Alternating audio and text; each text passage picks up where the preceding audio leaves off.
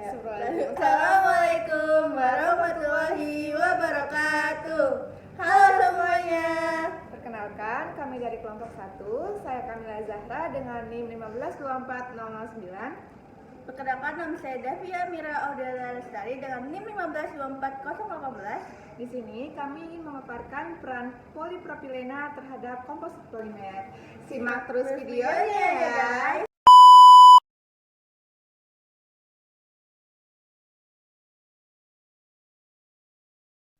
Baik, sebelumnya izin kami berdua ingin mempresentasikan hasil diskusi kami mengenai pengembangan komposit propilena. Salah. Baik, di sini ada beberapa outline yang kita bahas, itu ada 12. Yang diantaranya yang pertama ada definisi dan karakteristik PP, yang kedua ada sifat dasar PP dan tantangan PP murni, yang ketiga ada sifat dasar dan bahan, yang keempat ada metode dan bahan filler yang diteliti, yang kelima ada keunggulan polipropilena, yang keenam ada kelemahan dan tantangan polipropilena, yang ketujuh ada keterbatasan dan tantangan, kedelapan ada sifat PP sesudah komposit, yang kesembilan ada aplikasi PP untuk otomotif, yang ke-10 ada peningkatan dengan treatment, yang ke-11 ada sketsa atau ilustrasi, dan yang ke-12 ada kesimpulan dan rekomendasi ke depan.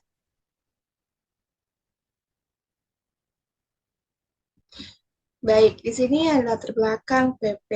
Kita bisa lihat ini ada foto pelet propilena atau bisa disebut PP, yang dimana PP ini sebagai komoditas penting untuk industri, dikarenakan banyak sekali industri yang memakai bahan baku utama PP untuk menghasilkan produk-produk sebagai produk rumah tangga maupun otomotif ataupun lain-lain. Selanjutnya ada definisi dan karakteristik PP yang dimana telah saya sebutkan tadi. PP ini merupakan komoditas penting yang dimana industri banyak memakai karena kelebihannya yang pertama dia ringan, kemudian yang kedua itu dia harganya ekonomis ataupun murah, yang ketiga itu saat diproduksi dia itu mudah diprosesnya. Namun saat PP ini murni dia punya kelemahannya atau keterbatasannya, yang dimana dia itu kekakuannya terbatas, tidak elastis, kemudian sifat kejutnya rendah, dan daya tahan termalnya kurang optimal, jadi dia tidak tahan di suhu maksimum.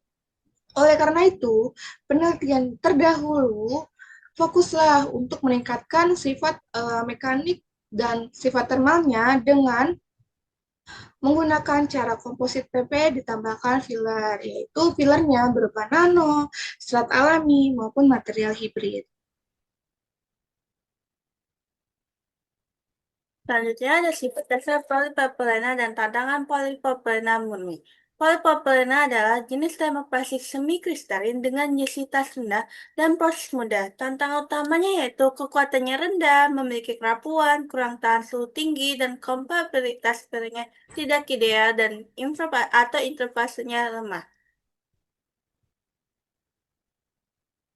Kemudian di sini ada sifat dasar dan bahan. Di sini sifat dasar atau bahan komposit propilena itu bahan baku utamanya yaitu matriks, yang dimana di sini menggunakan virgin PP atau VPP dan recycle PP, yang dimana diberikan bahan penguat yaitu berupa fillernya sisal itu dengan 15% dengan atau tanpa alkali treatment. Jadi si filler ini itu menggunakan treatment alkali dan tidak.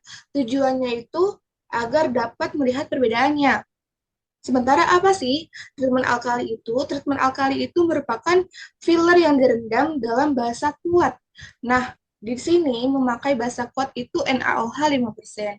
Kemudian, komposit ini menggunakan metode injection molding, yang dimana dia itu cetakan, dan hasil produk setelah komposit ini dapat diuji dengan uji densitas, kekerasan, kuat tarik, kekuatan impact, dan SEM.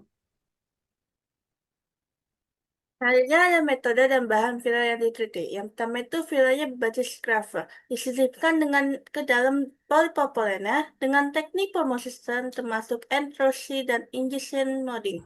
Yang kedua, ada hybrid filler, di mana digunakan oleh plug fiber ditambah frog roller untuk memopotkan sinergi antara partikel dan seratnya.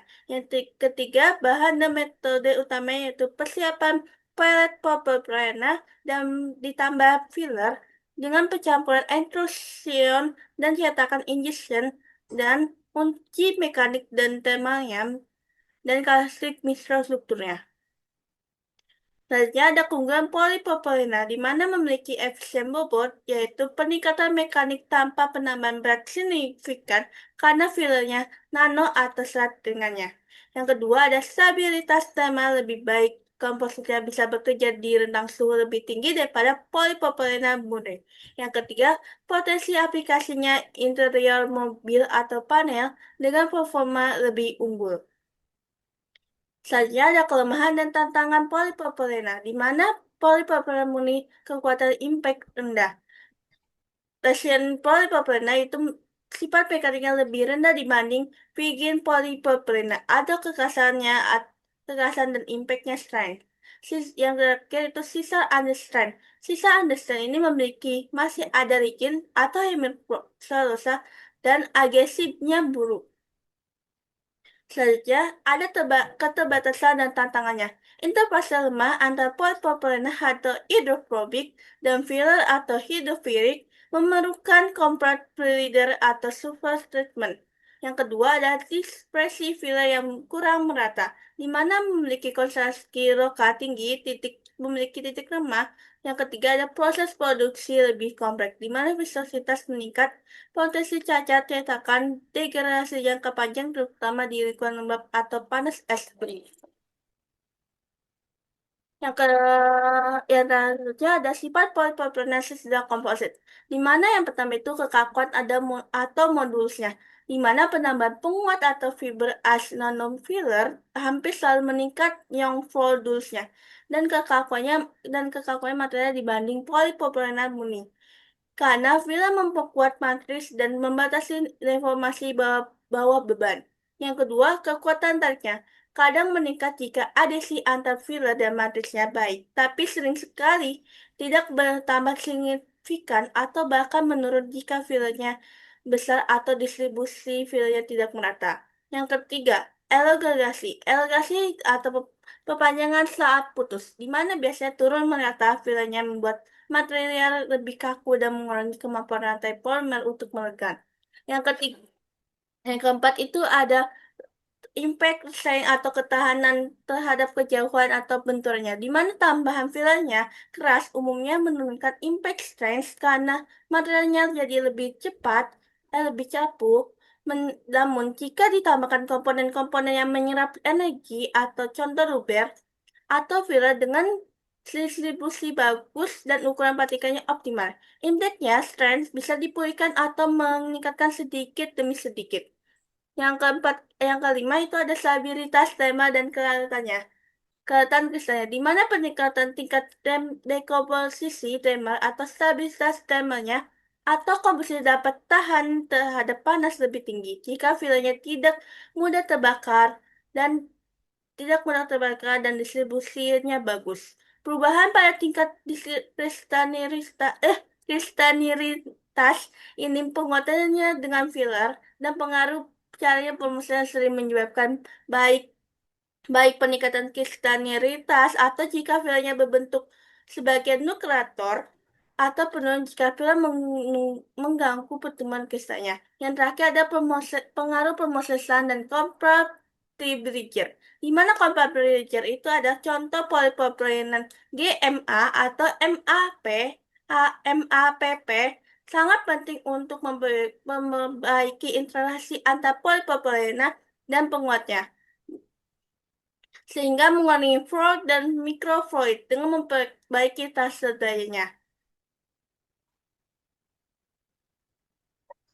Kemudian di sini ada aplikasi komposit propilena di bidang otomotif. Yang pastinya komposit propilena ini banyak sebagai kebutuhan rumah tangga. Namun di sini salah satu bidang utamanya itu di bidang otomotif, yang dimana di sini ada door modul, ada washing machine drum, ada gear, yang dimana dia itu cocok untuk komposit propilena, yang dimana selain di bidang otomotif juga, komposit propilena ini dapat diaplikasikan dalam bidang elektronik maupun pesawat terbang.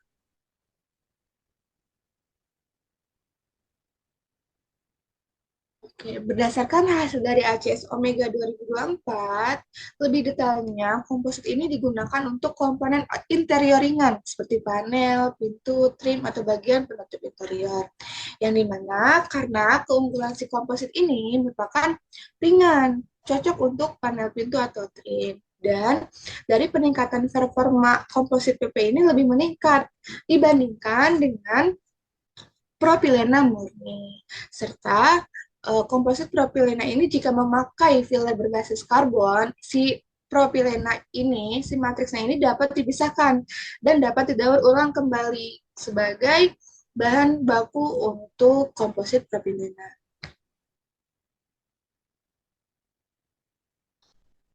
Kemudian di sini ada peningkatan dengan treatment.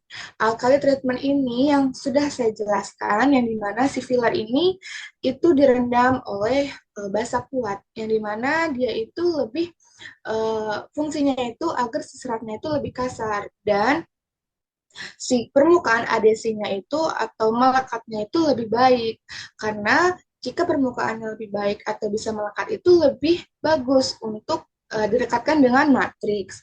Maka dari hasil SEM ini menunjukkan bahwa fiber lebih bersih dan terbuka setelah treatment. Jadi lebih bagus untuk dijadikan komposit dengan treatment. Kemudian di sini ada sketsa atau ilustrasi pembuatan komposit propilena, yang dimana di sini itu ada bahan baku, yaitu ada propilena pellet dan sisal atau fiber sisal, yang dimana mereka itu di mixing yang tadi dijelaskan oleh Davia hingga homogen, sehingga sudah homogen itu dia akan melalui metode injection molding, yang dimana dari injection molding itu dapat dijadikan produk akhir. Selanjutnya ada kesimpulan dan rekomendasi ke depannya, di mana yang pertama itu adalah menunjukkan bahwa polypropylene komposit dengan filler nano atau serat dapat meningkat sifat mekanik dan termanya dibanding polypropylene murninya. Yang kedua itu untuk aplikasi otomotif, fokuslah pada bagian interior yang tidak terkena beban ekstrim sebagai rangka awal. Yang terakhir, untuk sifat yang diinginkan, harus dengan pemilihan filler yang tepat, optimasi rasio, dan perawatan antar muka atau compatibilizer. Selanjutnya di sini ada beberapa jurnal yang sebagai acuan kami untuk bahan presentasi kali ini.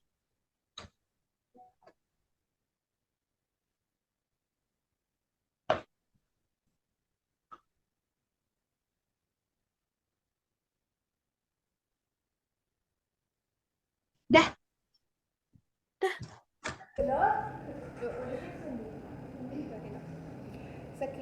Nyangkut tuh.